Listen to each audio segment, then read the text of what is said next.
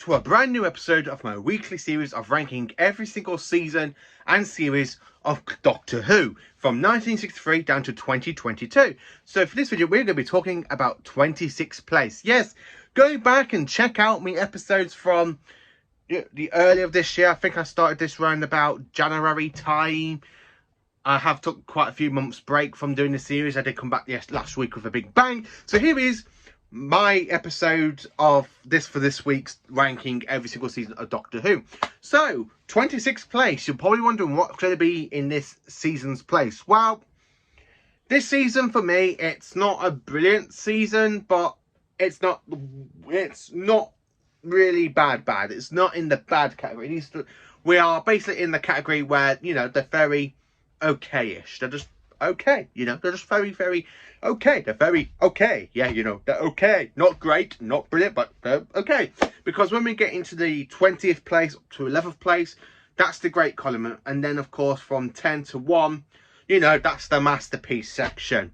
So, what is in 26th place? You're probably wondering. So, now we are going to be diving in back into the 1980s. So, I've already talked about for the 80 seasons for season 20, and we've still got quite a few other seasons. It is, of course, season 23. As I'll just quickly grab it here. Here is season 23 on Blu-ray. Yes, it is season 23. Starring Colin Baker as, of course, the 6th Doctor. So, season 23 was actually broadcast from the 6th of September to the 6th of December, 1986. And, of course, the Doctor is on trial for his entire life existence. Now, back in the 80s, Doctor Who was actually put on an 18-month suspension by a very, very mad and powerful idiot known as Michael Grading, who really deserves to have his head chopped off for it. You know, he put Doctor Who on hiatus. He deserves to be hanged. He deserves to have his head chopped off for putting Doctor Who on a hiatus. And this is where, and he was the cause of Doctor Who's biggest problem in the 80s, which led up to his basically cancellation 4 years after this year. So Doctor Who's back after 18 months suspension, and what to do? Well, the Doctor is on trial in more ways than one, not by the BBC. No, he's on trial by the Time Lords in this one. I mean, we have a dark variant of the Doctor, aka the Valiard from another dimension.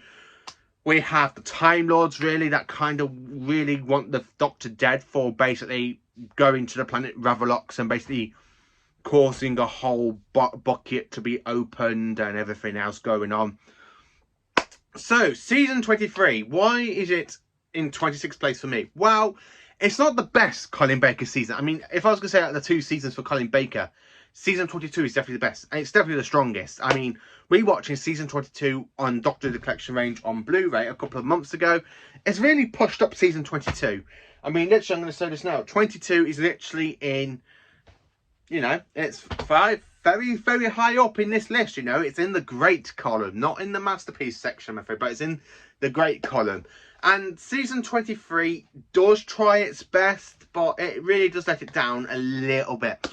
I mean, The Mysterious Planet, a brilliant 4-part story. I absolutely love the fact that, and this is where you kind of tell the budget went into making that model shot of the Time Lord ship when it's pulling down the Doctor's TARDIS through a tractor beam. Really, just say it's a tractor beam, but it's pulling the TARDIS into the courtroom, and the Doctor steps out. And of course, Colin Baker does actually do some great stuff in this one, because he literally, the only thing about this season I really love is Colin Baker, because the way he literally throws insults and insults and insults into Michael Jason's character, aka the Valiard, which is the dark version of the Doctor's self, in his that exists somewhere between his 12th and final incarnation. But then the whole Timeless Child story up basically kind of ruined all that, and hi ho, hi ho, hey ho. So now we don't know whether Valiard exists in the Doctor's time stream.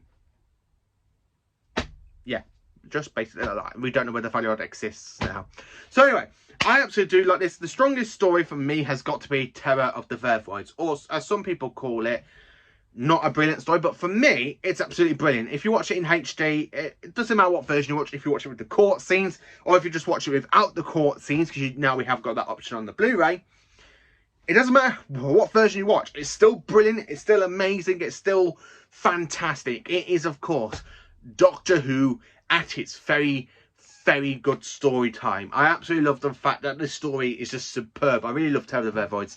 It's definitely one of the best Colin Baker stories for me. I mean, if I was going to say what strength it is for Colin Baker, well, you have to wait for my top 5 Colin Baker stories for that one, because I've not done it. That's next on the list. So if you do want to know more about me, top 5 Colin Baker stories, you will find out that Tale of the Verve Voice is actually on the list. Now, we also have the return of Sil, basically from Adventures in Varos, and I really prefer the season 22 version of Sil, because this one he seems very died back a bit. He doesn't really get to do much, like instead of Varos, where he literally just shouted at people saying, execute them, execute them, execute them. In this one, he's just basically going all creepy and weird and stuff. It's not as good as he is in Adventures in Varos, which I am sorry to say that to the actor that plays Sil. I actually prefer him in Adventures in Varos than I do from Mind Warp.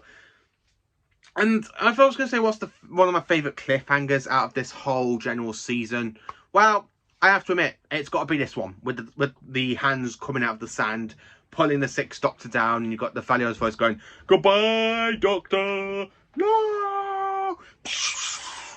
Honestly, I have to enjoy that. But the thing is that the other cliffhangers, they're all focused on Colin Baker's face. Literally, from when you got the Thalios saying, "The court demands full termination of your life."